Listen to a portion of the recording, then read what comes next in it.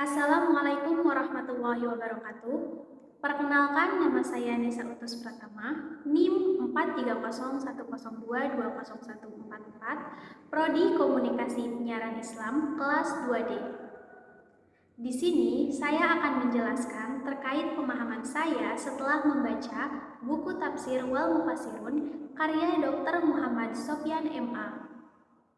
Pada bab 3 mengenai biografi tafsir Jalalain.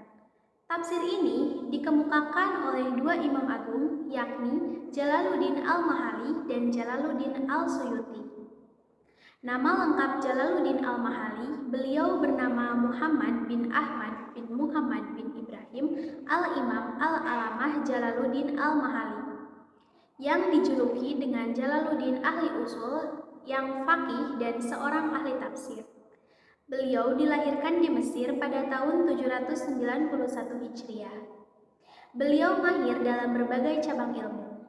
Beliau menjadi ciri dalam hal kecerdasan dan pemahaman. Di antara orang yang berjalan di atas jalan orang yang terdahulu dalam kesolihan, kewaraan, dan ketakwaan.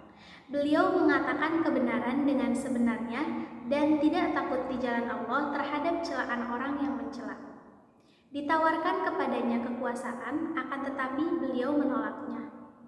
Beliau melakukan aktivitas mengajar di Madrasah Muayyidiyah dan Barkukiyah. Beliau memiliki karangan ilmiah yang banyak di dalam ilmu fikih, usul fikih, nahwu, dan logika.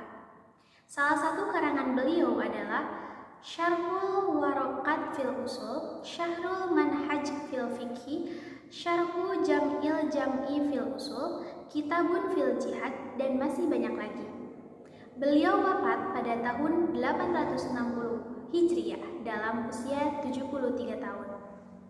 Sedangkan nama lengkap Jalaluddin Al-Suyuti, beliau bernama Abu Al-Fad Abdurrahman bin Abi Bakar bin Muhammad Al-Suyuti Al-Syafi'i.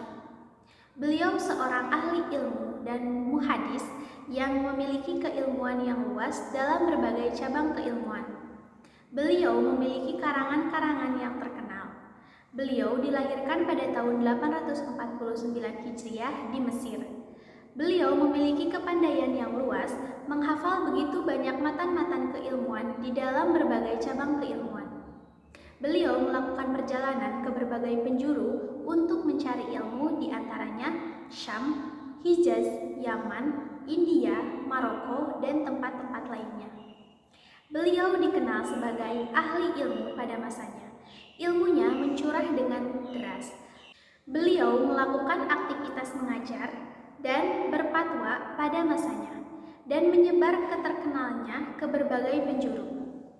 Beliau menuntut ilmu di hadapan masyaikh yang banyak. Adapun mengenai karangan beliau mencapai 600 buah. Karangan beliau meliputi berbagai cabang ilmu agama dan bahasa, di antaranya ilmu fikih, hadis, tafsir, nahwu, balaghah, adab, tarikh, dan beliau memiliki bakat yang hebat dalam ilmu syair dan memiliki kitab susunan syair. Walaupun tafsir ini disusun oleh dua orang, akan tetapi karena memiliki pola penafsiran yang sama, maka seakan-akan kitab ini disusun oleh satu orang. Tafsir Jalalain merupakan tafsir yang menggunakan bentuk bil ar-rayyi, karena dalam menafsirkan ayat demi ayat menggunakan hasil pemikiran atau ijtihad penafsiran yang dilakukan oleh mufassir, meskipun tidak menafikan riwayat. Ini adalah contoh tafsir Jalalain.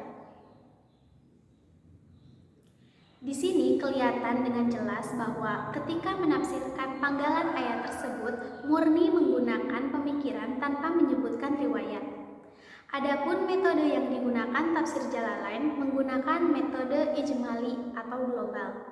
Metode penafsiran Al-Quran dengan singkat, global, dan tidak panjang, sehingga mudah dipahami bagi pemula dan orang awam dalam memahami isi Al-Quran. Kitab Jalalain terbagi menjadi dua juz. Juz pertama disusun oleh Imam Jalaluddin Al-Suyuti, menafsirkan bagian pertama dari Al-Quran dimulai dari surat Al-Baqarah sampai surat Al-Isra. Sedangkan Imam Jalaluddin Al-Mahali menafsirkan setengah bagian kedua dari Al-Quran, yaitu dimulai dari surat Al-Kahfi sampai Anas dan termasuk surat Al-Fatihah. Sekian yang bisa saya sampaikan, kurang lebihnya mohon maaf. Wabillahi taufiq wal hidayah. Wassalamualaikum warahmatullahi wabarakatuh.